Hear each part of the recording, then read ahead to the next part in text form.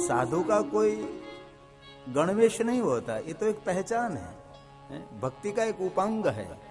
लेकिन वास्तव में जो प्रभु पर पूर्ण प्रेम है उनको साधु कहना चाहिए। चाहे पैंट शर्ट पहने, कोई भी वस्त्र के साथ क्या, मेरा महादेव तो नंग धड़ंग रहता है, दिगंबर हो तो ऐसा हो। इसलिए गणवेश जीवन में प्रधान नहीं है, गुणवेश प्रधान है। इसलिए सभी जो कथा सुन रहे महात्माओं को, सभी को साधु कह के संबोधन किया है। सुनिए जरा। साधु कृष्णं भवद्भीष्टं लोकानां हितकारकं भवन्तो मे महाधन्याः पवित्रः कुलभूषणः पवित्रः कुलभूषणः। बहुत अच्छा किया। साधु पुष्टम, आप साधु इसीलिए है लोकानाम हितकारकम, आपके हृदय में जो भाव है वो विश्व कल्याण का भाव है, उनको साधु कहते हैं। ये साधु की पहचान है, जगत का भी कल्याण और हमारा भी कल्याण, उनको साधु कहते हैं। लोकानाम हितकारकम, इस लोक का हित करने वाले हे संतो, हे महात्मो, हे साधु भवंतो, आप महान है। महान तो है ही, लेकिन महाधन्याः जो शब्द आया, भगवान की जो कथा सुनते हैं उनको धन्य नहीं कहना चाहिए। भगवान की जो कथा सुनते हैं उनको कहते हैं महाधन्य, भाग्यवान नहीं, महाभाग्यवान। पवित्रः कुलभूषणः, भगवान की कथा सुनते हैं उनको पवित्र कहा गया है। यह आंतरिक पवित्रता है ना। जो स्नान करते हैं उनको बाह्य पवित्रता कहते हैं। सत्संग हो हमारी आंतरिक पवित्रता है। ये भी एक स्नान है ना, आत्मा का स्नान है, मन का स्नान है। मन से महल निकालने का एक प्रयोग है। ये औषधालय है। ये मन के रोग को मिटाने के लिए ये हॉस्पिटल है। जिनको जो दवा ठीक लगे वो पकड़ ले। कथा में 3 घंटे जो बात कहते, सभी बात हमारे लिए नहीं होती, 1-2-3 बात तो हमारे लिए होती है। मेडिकल स्टोर में पंकज मेडिकल सभी दवा हमारे लिए नहीं होती, लेकिन 1-2 तो टैबलेट हमारे लिए होती है। इसलिए 3 घंटे 4 घंटे कथा कहते, सभी बात तो हमारे लिए है नहीं, तो हम पर डिपेंड होता है, निर्णय होता है। लेकिन कोई कोई तो है ही। इसलिए प्रभु की जो कथा सुनते हैं उनको शिव महापुराण में धन्य नहीं कहा, महाधन्य कहा। भाग्यवान नहीं, महाभाग्यवान कहा। पवित्रः कुलभूषण, आप सब पवित्र हैं। और आगे कहा कुलभूषण, आप सब अपने अपने कुल के अलंकार हैं। हमारे कुल में कोई भगवान का भक्त है, परोपकारी, विश्व का कल्याण करता है, समाज की सेवा करता है, समाज पर उपकार करता है, उनको हम समाज का अलंकार कहते हैं। हमारे गुजराती में समाज નું નાક કહેવાય। સમાજનો જે સારો માણસ, ડાયો માણસ હોય એને આપણે સમાજનું નાક કહીએ છીએ। आप सब आपके कुल के अलंकार हैं। आप सब के कुलों के आप शोभा है। पवित्रः कुलभूषणः। तो सुनिए, मैं आपको पहले नाम महात्मा की कथा कहूं। भगवान शिव के नाम की क्या महिमा है। शिव महापुराण में बहुत सारे श्लोक गाए हैं। जिस कुल में शिव जी की भक्ति होती है वो कुल श्रेष्ठ है। जिस कुल में महादेव की भक्ति होती है वो कुल ये वंदनीय है। ऐसे बहुत सारे श्लोक हैं। जिस कुल में भगवान शिव की उपासना होती है वहां देवता निवास करते हैं। ऐसे सारे श्लोक शिव पुराण में बहुत सुंदर है।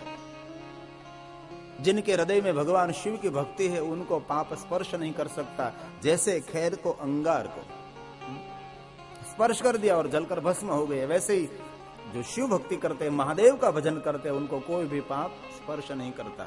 ऐसा शिव पुराण में कहा है।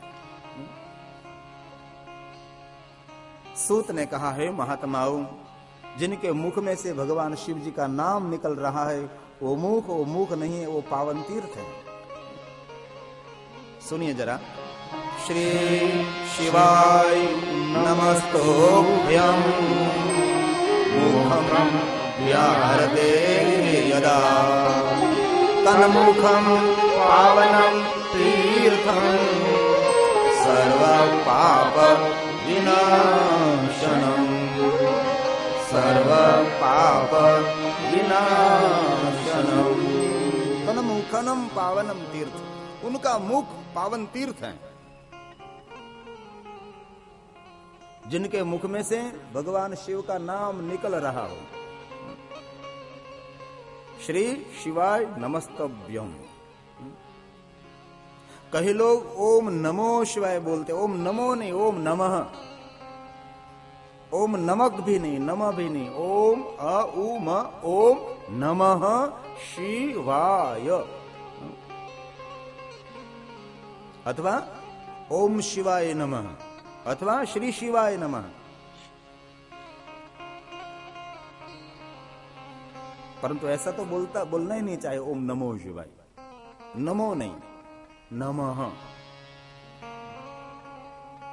शिव महापुराण में कहा है बहनों के लिए श्री शिवाय नमः श्रेष्ठ कहा गया है। जैसे सर्वलिंगों की पूजा में बहनों के लिए स्फटिक शिवलिंग की पूजा श्रेष्ठ है, क्योंकि विष्णु पत्नी लक्ष्मी स्फटिक लिंग की पूजा करती हैं और लक्ष्मी जी श्री शिवाय नमः का जाप करती हैं। इसलिए आप सब लक्ष्मी तो है ही, नाम भले ना हो लक्ष्मी, लेकिन नारी तो लक्ष्मी का स्वरूप है। श्री शिवाय नमस्तभ्याम मुखम, जिनके मुख में से श्री शिवाय नमः, श्री शिवाय नमः, तन्मुखम पावनम तीर्थ, उनके मुख का दर्शन करने मात्र से सर्व पाप विनाशनम, सभी पाप में से मुक्ति मिलती है। ऐसा शिव महापुराण में गाय।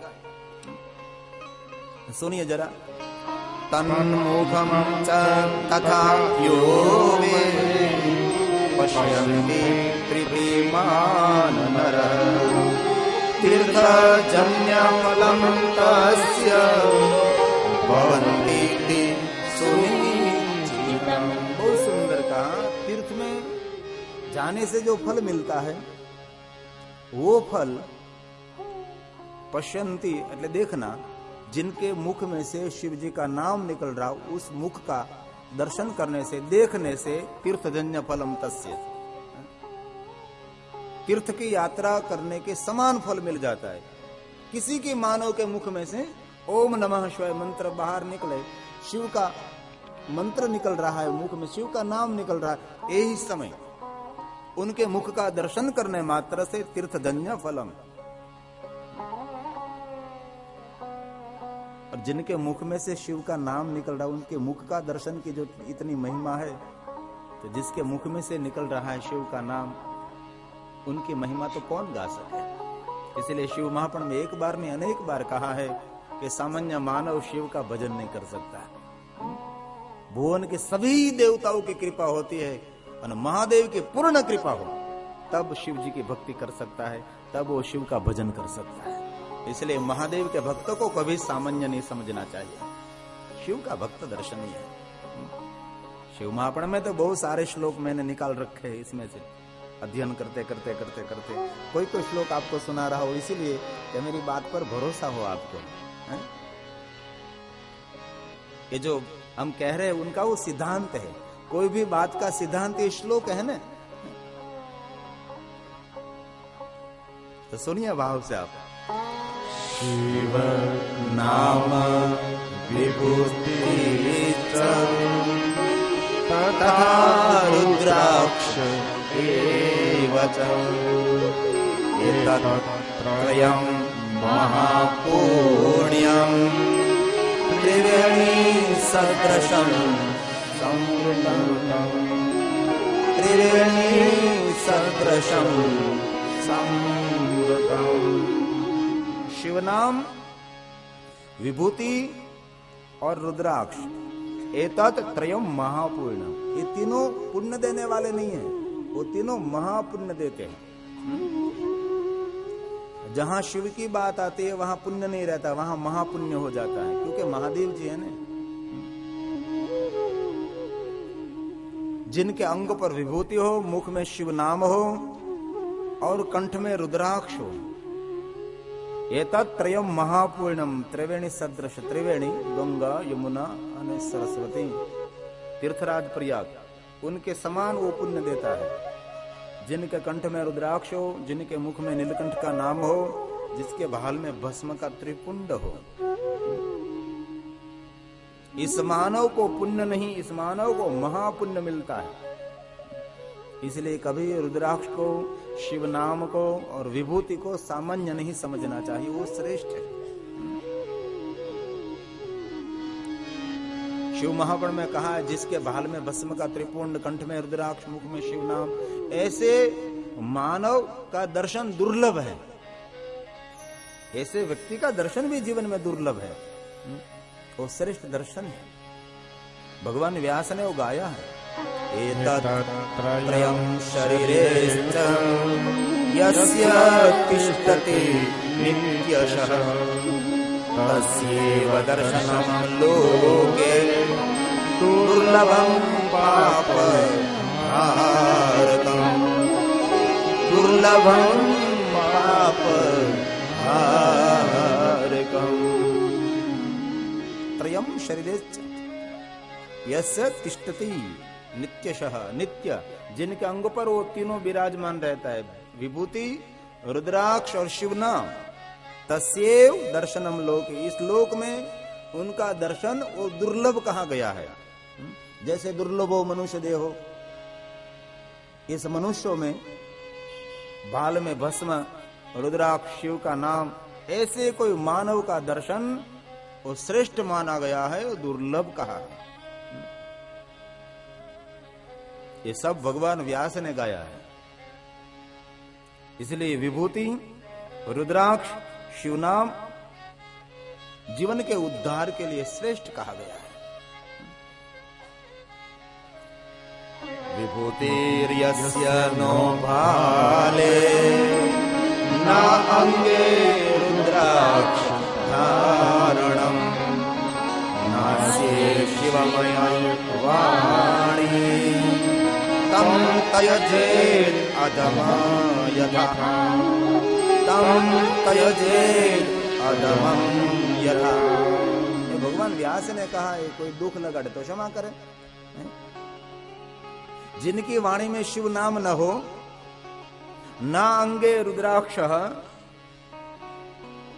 यस्य नो भाले, भाल विभूति, जिनके भाल में विभूति नहीं है, जिनके मुख में शिव नाम नहीं है, जिनकी वाणी में शिव नाम नहीं है, नांगे रुद्राक्ष, ऐसे व्यक्ति को भगवान व्यास ने कहा है इस अधम का त्याग कर देना चाहिए। उनको अधम कहा है। आपको समझने, हम तीर्थ के समान है कि अधम है, ये तो भगवान व्यास की बात है। देवताओं ने भगवान शिव को वचन दिया है, महादेव जी जिनके भाल में भस्म रहते, जिनके कंठ में रुद्राक्ष, जिनके मुख में शिव का नाम रहता है, वो हमारे लिए ये प्रणम्य है। उनको हम सब वंदन करते हैं। जिनके भाल में भस्म नहीं, मुख में शिव नाम नहीं, कंठ में रुद्राक्ष नहीं, ऐसे अधम का हम भी त्याग करते हैं। देवताओं ने भी भगवान महादेव को कहा है, ऐसे व्यक्ति अधम है। तो हमारे कल्याण के लिए, आत्म कल्याण के लिए, परमात्मा की प्राप्ति के लिए, साधना के पंथ के लिए, वो सब साधन है, साध्य ईश्वर है। ये भक्ति मार्ग का उपांग कहते हैं ना, साधना मार्ग में जाने के लिए वो सब हमारे उपांग हैं। साधना, साधन और साध्य, ये सब साधन है। अब भगवान की पूजा करो तो भाल में भस्म का त्रिपुंड करके पूजा करो, मानसिकता में थोड़ा फर्क रहता है। रुद्राक्ष धारण करके, भस्म का त्रिपुंड करके आप पूजा के वस्त्र धारण करके भगवान की पूजा करो तो पूजा में मन लगेगा। मन एकाग्र करने के लिए ये सब विज्ञान नहीं, ये सब महाविज्ञान है। हमारे कर्मकांडी ब्राह्मण जब भगवान की पूजा कराते हैं तो पहले तो यजमान का यही काम करते हैं, कपाल पूरा उसका रंग से भर देते हैं, ऐसा पूरा कपाल। तिलक कर दे, तिलक। क्योंकि बाल में तिलक करने से मन स्थिर होता है, चंदन का, विभूति का। ये भगवान की तरफ गति करने के लिए ये सब हमारे साधन है। भगवान व्यास ने कहा है, विभूति, रुद्राक्ष, शिवनाम ये श्रेष्ठ है। सुनिए जरा। शिवम नाम यथा गंगा, शिव जी का नाम वो गंगा का स्वरूप है। शिवम नाम यथा गंगा, विभूते यमुना, जो विभूते यमुना का स्वरूप है। शिव नाम गंगा का स्वरूप, विभूति यमुना का स्वरूप, अने रुद्राक्षम विधिना प्रोक्ता सर्व पाप विनाशिनी, सर्व पाप विनाशिनी। रुद्राक्ष विधि नाम, रुद्राक्ष सरस्वती का स्वरूप है। शिव नाम गंगा, विभूति नाम यमुना, रुद्राक्ष नाम सरस्वती, विधि नाम। साक्षात वो सरस्वती का स्वरूप है। सर्व पाप विनाशिनी, ये तीनों हमारे जीवन के पाप में से मुक्त करने के लिए श्रेष्ठ कहा शिव महापुराण में। जो शिव महापुराण में कहा है वो मैं आप सबको कह रहा हूं, इसलिए कोई तर्क मेरे पास न आए, क्योंकि मेरा बस कथा कहना है। भगवान व्यास ने जो कहा वो मैं आपको बोलकर सुना रहा हूं। इसलिए श्लोक गाकर हम इसलिए कथा करते हैं, ये सिद्धांत है हमारा। ब्रह्मा जी के मन में एक दिन ऐसा हुआ कि क्या गंगा, यमुना, सरस्वती, ओह तीर्थराज प्रयाग, इस तीर्थराज प्रयाग के समान फल मिले वो तीनों धारण करने मात्र से? ये नहीं हो सकता, क्योंकि ब्रह्मा जी बहुत तीव्र बुद्धि, अति विद्वान, उनके मन में निरंतर कोई न कोई प्रश्न उठता ही रहता है। ब्रह्मा जी के मन में हुआ कि अरे प्रयाग तीर्थ के समान वो तीनों धारण करने से थोड़ा फल मिलता है। ब्रह्मलोक के मार्ग समान वो प्रयाग तीर्थ है। धर्म क्षेत्रे महाक्षेत्रे गंगा कालिंदी संगमे प्रयागे परम पूर्णे ब्रह्मलोक से वर्तमनी, वो ब्रह्मलोक का सीधा मार्ग है। अभी जो महाकुंभ चल रहा है तीर्थराज प्रयाग में, इतना महान तीर्थ, सभी तीर्थों का राजा, जितने हमारे तीर्थ है सभी तीर्थों का राजा प्रयागराज है। लिंगों का राजा महाबलेश्वर है। तीर्थों के सद्गुरु पुष्कर राज है। ये तीर्थों में सब श्रेष्ठ है। पर्वतों में श्रेष्ठ कैलाश पर्वत है। ब्रह्मा जी के मन में हुआ, अरे ऐसा कैसे हो सकता है? ब्रह्मलोक के मार्ग स्वरूप तीर्थराज प्रयाग का पुण्य और तीनों वस्तु धारण करे उनके समान पुण्य मिलता है? नहीं हो सकता। ब्रह्मा जी के मन में संशय हुआ। ब्रह्मा जी ने तुलना विधि की, तोला, त्राज वाले एक छाबड़े में प्रयाग तीर्थ का पुण्य, एक तराजू के छाबड़े में तीनों वस्तु धारण करने से जो पुण्य मिलता है वो रखा।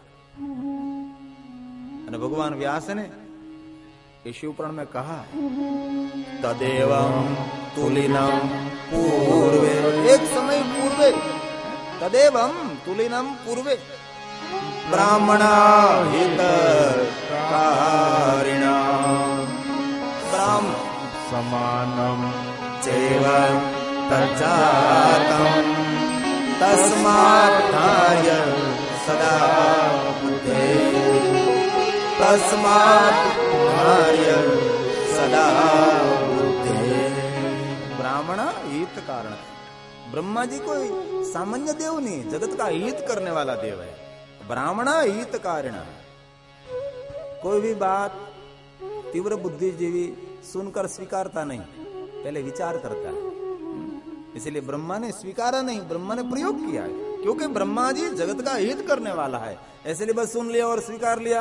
भेड़ की नीति, एक गया तो दूसरा, दूसरा गया तो तीसरा, ऐसी भेड़ की नीति नहीं। भेड़ का स्वभाव रहता है ना, एक गया दूसरा जाएगा, दूसरा तीसरा जाएगा, चलो चलो कुतूहल कुतूहल, चलो चलो, एक गिरा तो सब गिरेंगे, ड्रे ड्रे ड्रे ड्रे ड्रे। पहले भेड़ के जब टोले निकलते थे तो रास्ते में जाते हैं तो कभी कभी ऐसा प्रयोग करते हैं हम सब कि एक डंडा रखते हैं तो एक भेड़ ठेक कर गया, कूद कर गया तो डंडा ले ले तो भी सब भेड़ कर कूद कर चलते रहते हैं। ऐसे भेड़ की नीति है। ब्रह्मा जी ने यह नीति नहीं अपनाई, ब्रह्मा जी ने प्रयोग किया, तदेवं तुलिनम पूर्व समानम चेव तज्जातम। ब्रह्मा जी ने ऐसा हम किया तो समान निकला। और ब्रह्मा जी ने जाहिर कर दिया, कोई प्रयाग तीर्थ की यात्रा करे, जो पुण्य मिले, महापुण्य मिले, उनके समान रुद्राक्ष, शिवनाम और भस्म से मिलता है। ते दिन थी ब्रह्मा जी ने धारण किया प्रयोग करके। ब्रह्मा जी ने यही समय भस्म का त्रिपुंड किया और रुद्राक्ष को धारण किया, शिव का भजन करने लगा। ब्रह्मा ने प्रयोग करके अपनाया, धारण किया तो विष्णु ने भी किया, विष्णु और ब्रह्मा को देख लिया तो सभी देवताओं ने भी किया। ब्रह्मा जी जो कहते हैं सत्य है।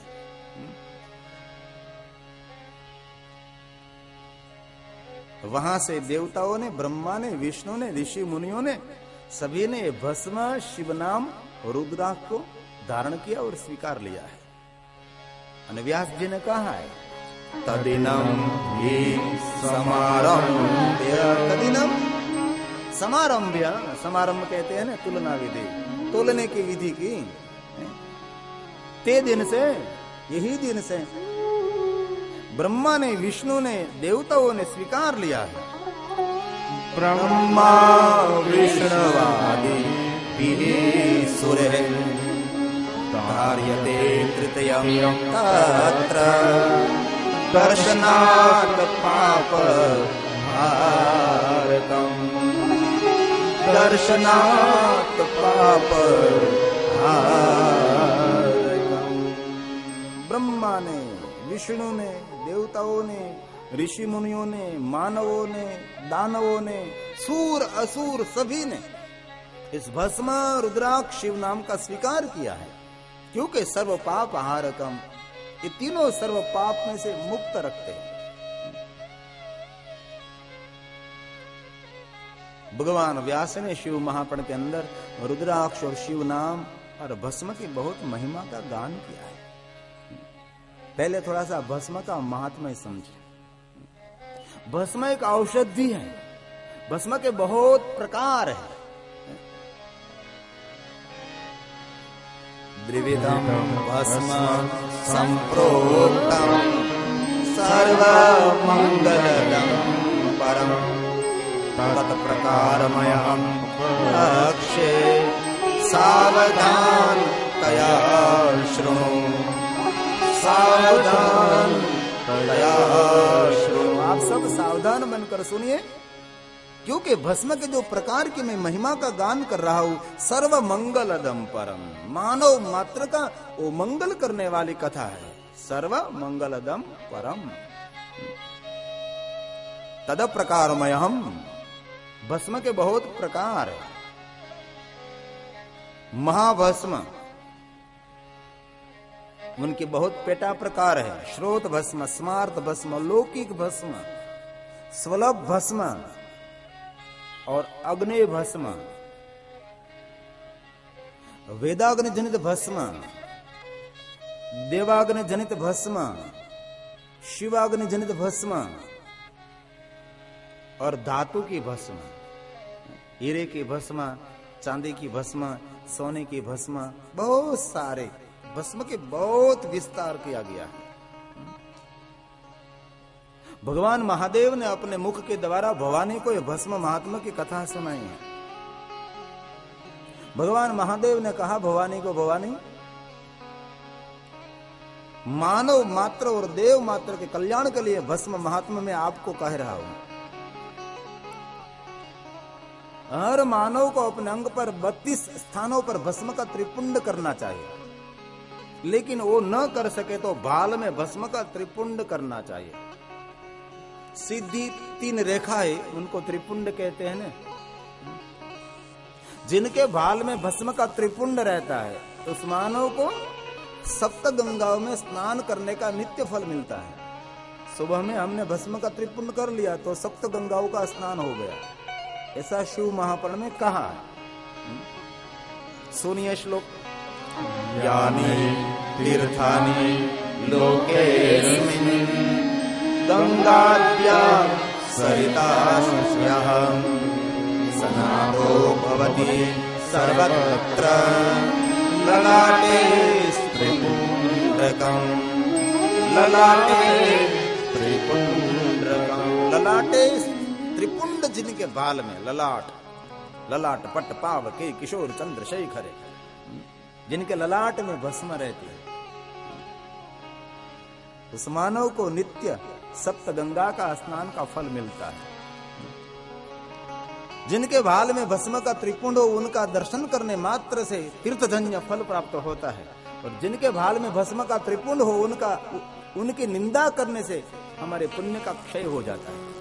इसलिए भस्म का त्रिपुंड करे नहीं तो कोई बात नहीं, लेकिन जो भस्म का त्रिपुंड कर रहे हैं उनकी कभी निंदा नहीं करनी चाहिए। निंदा तो दुश्मनों की भी नहीं करनी चाहिए, क्योंकि निंदा समान कोई पाप नहीं, सत्संग समान कोई पुण्य नहीं। एक घड़ी आधी में पुण्याद। श्लोकम श्लोकार्ध।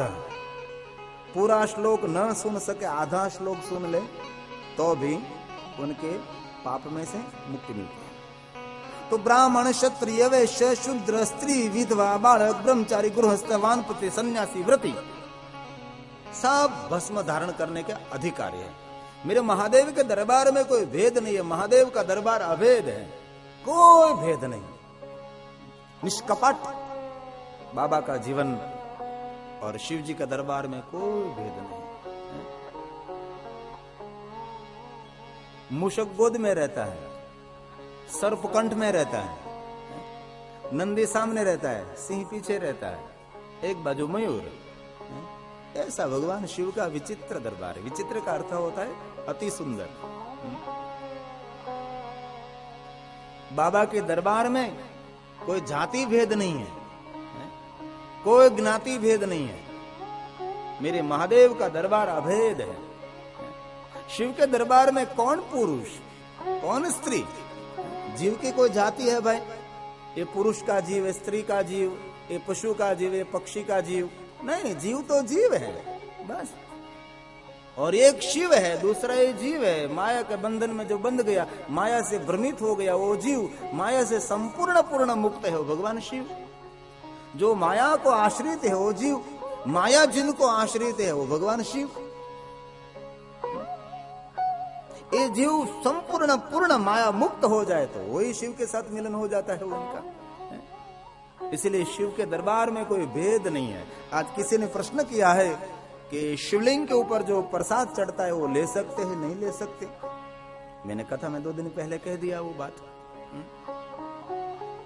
लिंग और पीठ से जो दूर है, दूरतः, वो सब मानव मात्र ले सकते हैं, इसमें कोई भेद नहीं। एक बार लिंग और पीठ को स्पर्श हो गया वो कोई नहीं ले सकता।